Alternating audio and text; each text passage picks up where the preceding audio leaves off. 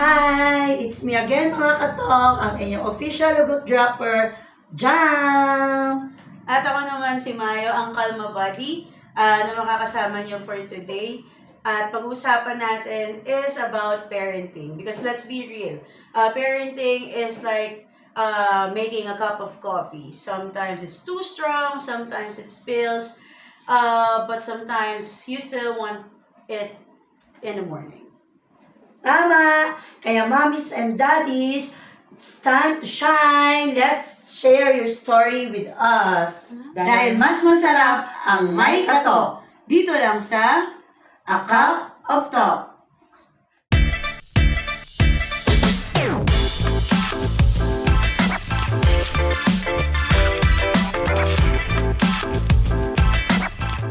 Now, let's pour a story from two of our friends. Let's all welcome mga katok, Beshi MJ and Beshi Millie.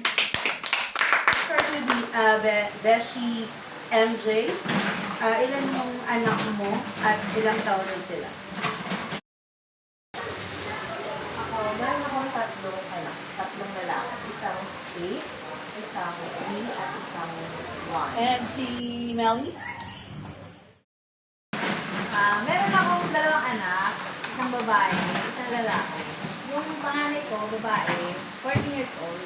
Yung bunso ko, lalaki, 6 years old. Siguro kasi first time parent, hindi naman talaga siya madali. Pero since kasama ko naman kasi yung mama ko, pag tulog ako, gising yung baby, mama ko.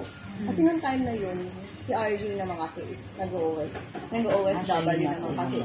Kakilala kami ni Marcy nyo. Yun. Ano naman din kasi siya yung mas, yung lagi sa labas, yung, Barkada. oo, barkada. Ako kasi yung, taong bahay ko, medyo lumalabas, pero hindi naman din ano. Tapos nung nagkaanak, ayun, nasa bahay na lang din lagi. Tapos siya, ano na lang, parang naging focus mo na lang din, trabaho, basketball. Pasal lang naman yun nandun ka sa time na yun. Yun lang yung para talagang mahirap. Pag first, parang pag second, syempre. Gamay Hoy, alam mo na yung gagawin dyan sa... Hustler ka na, hustler. Gamay ko na yung kailangan mong gawin. Actually, hindi. Hindi, Yung second no? ko, yun yung time na wala si ma'am. Pinsan ko na parang high school pa lang ata no. Siya yung naglilinis ng bahay, naglalaba At least, mga kasama, Oo, right tapos on. nagtatawag ako sa tita ko na taga, dito lang din. Sabi ka, meron kang pasabaw siya. Gano'n. Kasi bumibili lang naman talaga kami. Even RJ, bumibili din ng mga pares. Tapos sabaw. Hindi na nakakapagluto nun. Hindi na. Luto bahay. Naman ako kasi lying in lang ako dun sa second ko. So parang pagkapanganak ng umaga, uwi ka ng hapon. Oo, kasi mabilis lang din. Unlike sa hospital, na may 3 days kang nandun, papahilumin ka. Dito, as in talagang pagkaano mo, uwi ka na. Ganun. Basta okay na yan, okay na yan. Doon talaga, as in Ay, parang- lumabas na po. Sige na, mag-short ka na, Ben. Ramdam mo yung pagod ng labor mo, tapos uuwi ka ng walang mag-aasikaso. Kay ni Marcy. Ganun din, salita din. Kunyari, patutulogin niya ako ng late na parang madaling araw. Tapos yung bata gising ko. Hanggang umaga yun na papaarawan. Tapos siya na may matutulog. Ako na yung bala. Kasi ganun siya yung pang night shift. Parang ganun. Siya lasing ka. Oo. Paano yun? Nag-work ka nun or nag-stop ka nun? Ano yun? Actually, dun sa pangalawa ko, sa bunso, ano yung may business kasi kami. Kaya sa bahay lang kami parehas. Sa panganay, ang kaano namin, yung ito niya, nakakita niya. Pag umuwi kami sa amin, magulang ko nagbabantay dito.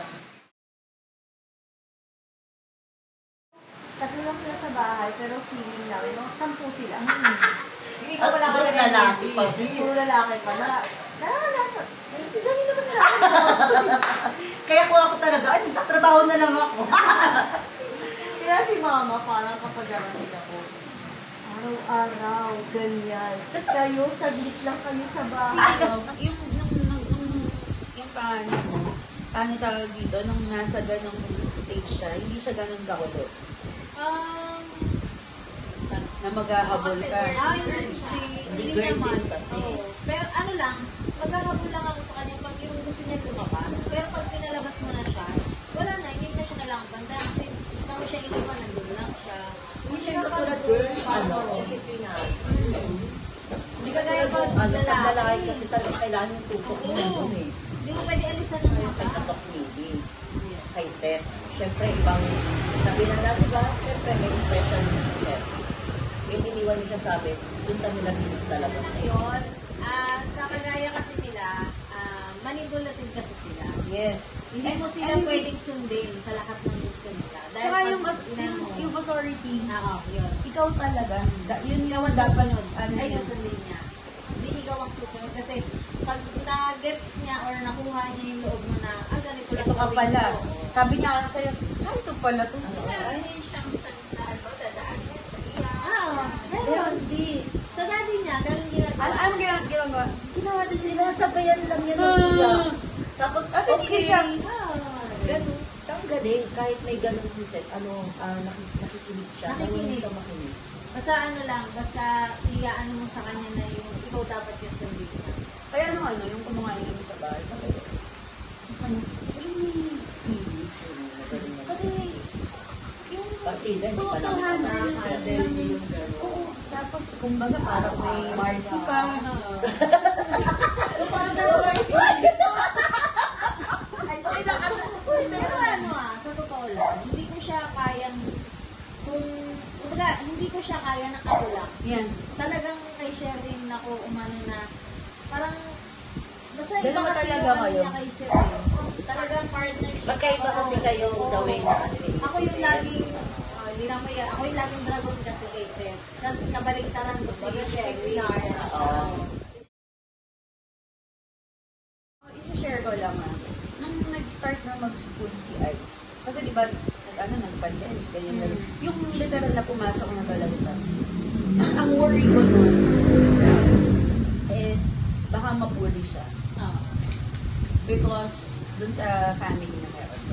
Kaya dun pa lang, sa bahay pa lang, sinasabi ko sa kanya na, hindi normal yung family na meron tayo. Hindi yung normal dun sa mata ng ibang kapaliwanag. But, always remember na mahal kita. Sa pangalan, magkakwento yan about school. At least meron siya. Mama, tingnan mo to. Alam mo yun, maganda din sinasabi na ko lagi na, sige yun, yung gawin ko. Mga tipong gano'n. Kasi parang na-encourage ko siyang gawin kung ano yung tama. Tsaka na-encourage siyang magkwento. Oo, tapos mag-open siya. Sabi niya pa, sabi ng mama ko minsan, masasabi niya, susuko niya, tinawag daw siya ng ganito, ganyan. Oo, may gano'n. Sabi ko, ay, nangyari sa school. Hindi, wala.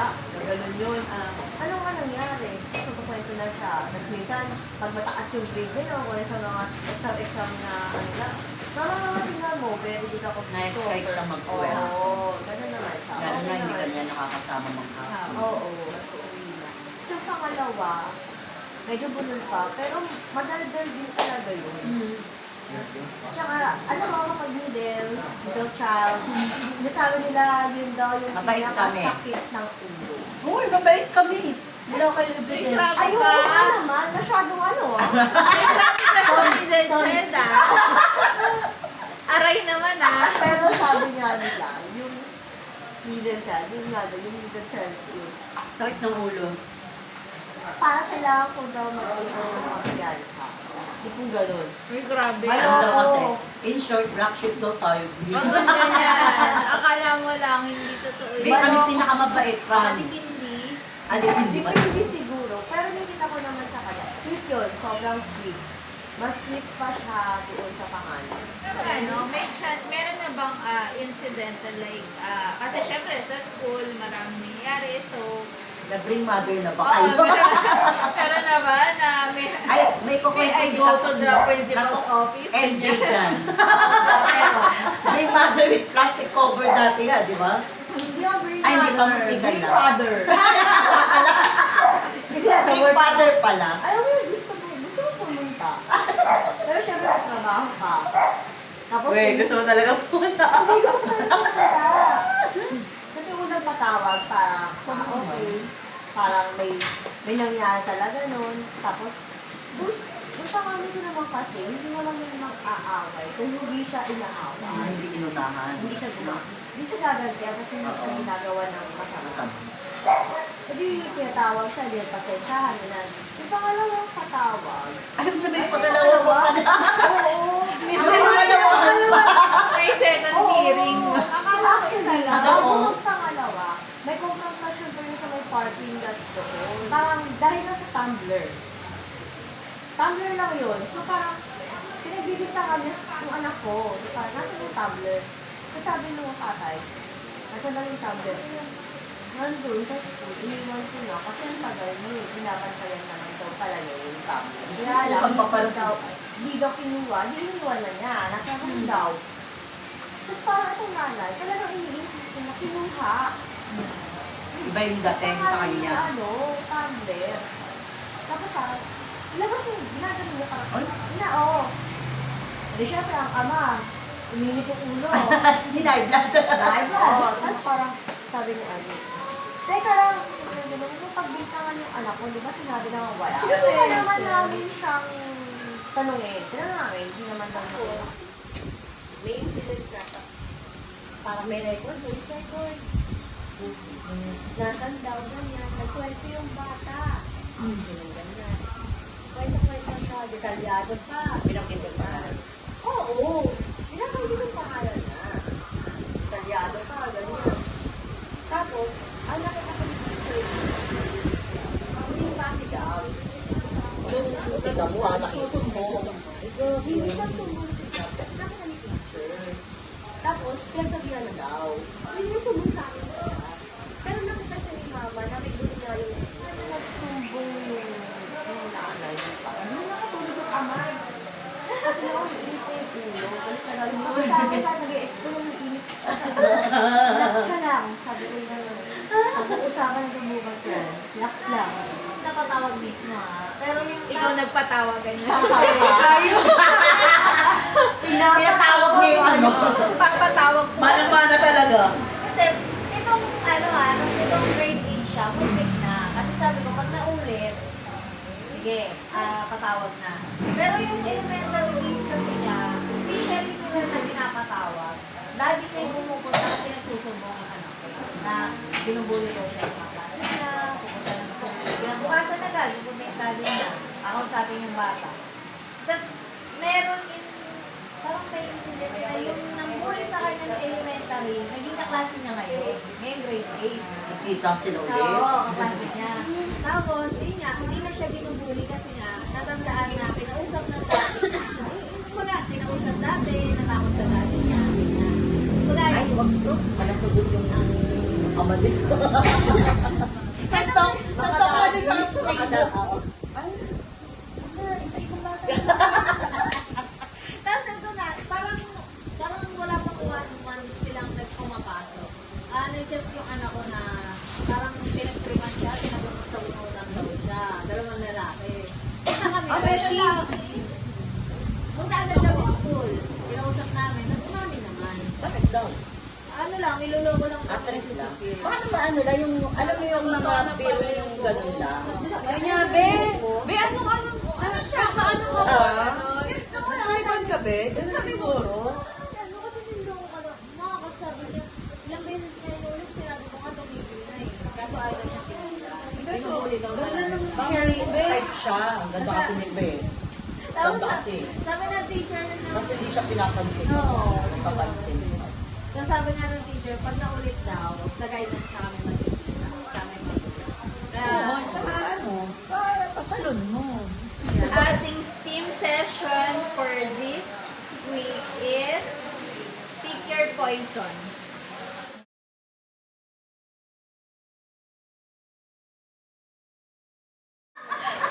Simple lang. Sige, ito, example muna. Ganito lang kasimple. Family movie night with chaos or solo night with silence. Family night with chaos. Family night. Ay, minsan gusto mo solo kasi maingay kami. Kabanding na nakakaingay. So, tahimik. Kaya ako malabo. Kapag gano'n, Depende siguro sa movie na papanoodin. yung mga bata kasi, Diba? Ay, paano pag ganito? Alam mo yun? Ay, wow, gusto nila kung sa agad sa ano, climax. Oo. No? May times na parang, huwag kang maingay. Parang Ang di ba? Yung tanong na tanong kasi. Pero may tanong ka, kapag bakit ganito, bakit ganyan? Yung curiosity ba ng bata? Okay, so, paikot tayo Sino yung magsisimula? Ikaw na lang. Eto, pili ka. Kids jumping on the bed or spilling snacks on the couch? Ano? Jumping on the bed na lang siguro. Hindi siya ba? Jumping on the Lagi bed. ginagawa kasi. Okay, si Maricoy. Ba't hirap na hirap ka yung tanong sa'yo eh. Mahirap Pinakagalit. Ayun na, lahat na Okay, kids fighting in the car or kids crying in the grocery store?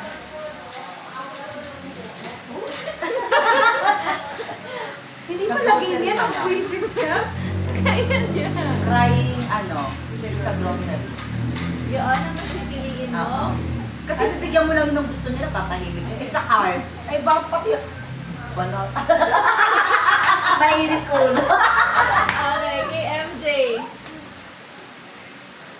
Toddler art on your wall or marker on your face? Kahit medyo ayaw ko yung sa wall, pero yung wall na lang. Kahit on the wall. Kasi yun, pwede mo lang picturean. Okay, so kay Millie. Laundry that never ends or dishes that keeps coming back?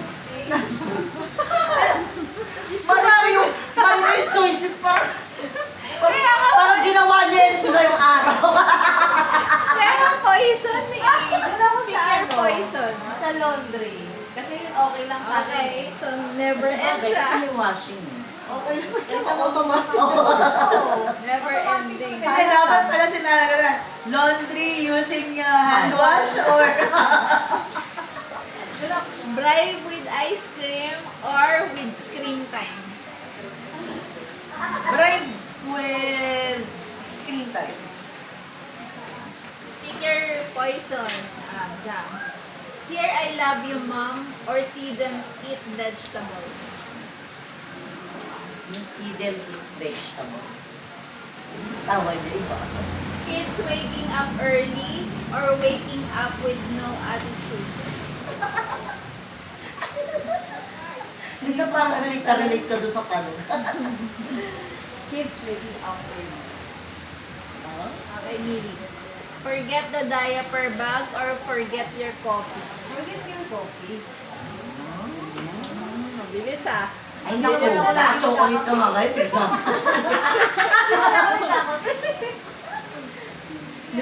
Wala daw dyan forget the gin. Baka yun. Galit si Mark. Si Marcy magagalit. Pero ang gin niya, kasi yung diaper, din ako. Namimiss na siya. Okay, toddler, becoming late for school or forgetting the lunchbox? Forgetting the lunchbox. Baon naman pe. Half day lang naman eh. Answer 100 why questions or listen to Baby Shark on loop? Ay, listen to Baby Shark na lang. On Ganyan loop na, yun na. tapos maganon-ganon. Look, ulit-ulit pa. Kasi 100 question why, baka wala na akong maisabi. Tapos gusto pa English. Oh, English pa, di wala na yung dugo dito sa ilong. Sino magtatanong? Kasi set pa yung kausap ko, di wala na. Okay, MJ, pick your poison. Clean the house in peace or nap while it's messy? Choose the latter. Nap. Akala ako magpahinga. Kasi di ba, inisip ko man siya. Ay, gugulo din. Knock na lang ako. Okay, Millie. Watch Coco Melon all day or help with math homework? Ay, B, alam na yung sasabihin. na. Ang like, ha? All day! Oo. Okay na kasi hindi ako masama. Okay, pare ko, ito. Pick your poison Step on a Lego or spill milk on freshly clean clothes? Ano, kapalangan. Ano na, the first one, yung sa Lego. Step on Lego. Oh, Ay, nga masakit yun. May gout ka pa. Ay! Kesa naman yung fresh na ano mo, tapos manatap mo. Milk lang naman tumapon. Pwede naman yung baril, laban. Ayan mo. Matapon. Bakit question niyo ba yun? free babysitter for a day or a weekend alone at a hotel. Ay, ang sarap. Pero may ano yung PS. Pili ka na isa. Walang ano yun, pahabol na. Okay na yun. Pili ka na. Yung pangalawa. Ang habol, hindi ko mabanggit. Okay, MJ. Explain where babies come from or why the sky is blue again. Why the sky is blue Again. Ang hirap, di ka pa. Haba eh! Baka hindi kami matapos. Emily. Messy living room or messy kitchen. Living room. Okay. Buy toys they'll forget in 3 days or snacks they'll finish in 3 minutes.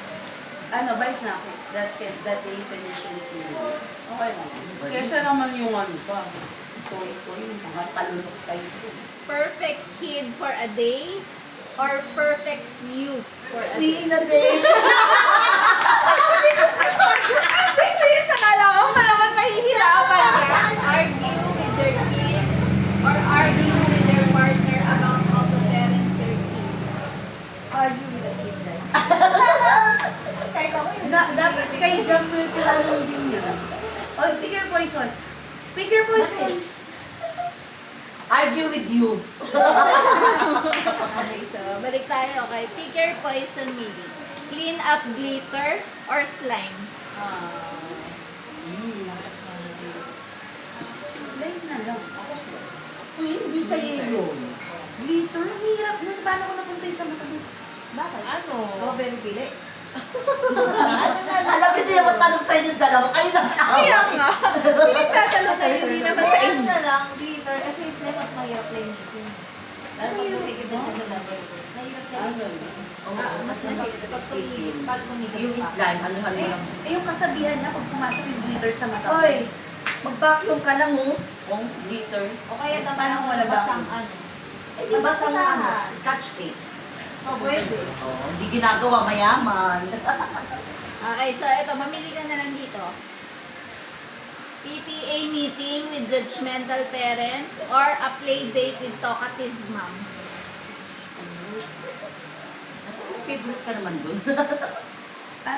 Ano, yun sa judgmental people.